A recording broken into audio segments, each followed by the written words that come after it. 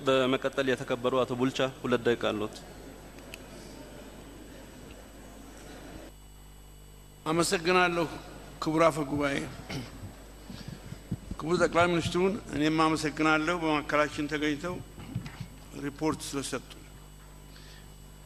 ከኔ በፊት የተናገሩት በተለይም ዶክተር መረራ የተናገሩት 100% የኔን አስተሳሰብና አስተያየት ስለሚገልጽ 2 ደቂቃ ዛሬ ይበቃኛል ብዬ አምናለሁ።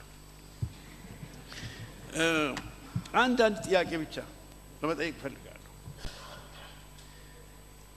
ጠቅላይ ሚኒስትሩ መንግስቱ ደጋግሞ ኢትዮጵያ በ110 በ111 አድጋለች ይላል።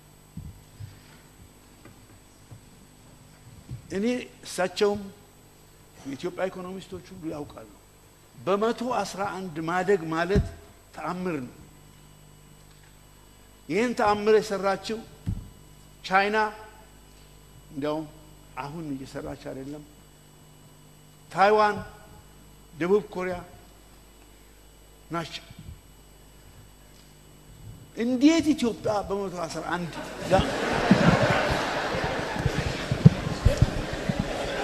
ኢትዮጵያ እንዴት አድርጋ ነው በ111 ያደገችው? አንጎላ አሁን በ112 ያደገ ነው።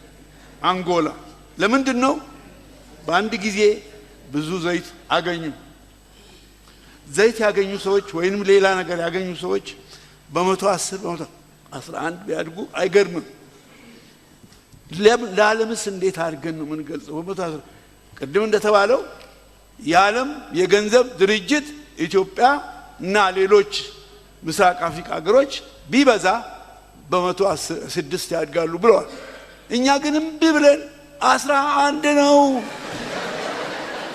እንላለን። ይሄ ተገቢ ነው ወይ? የተከበራቸው የምክር ቤት አባላት እስካሁን ከምክር ቤት አባላት በተነሱት ጉዳዮች ላይ ክቡር ጠቅላይ ሚኒስትር ምላሽ እንዲሰጡ መድረኩን ለሳቸው ይሰጣሉ።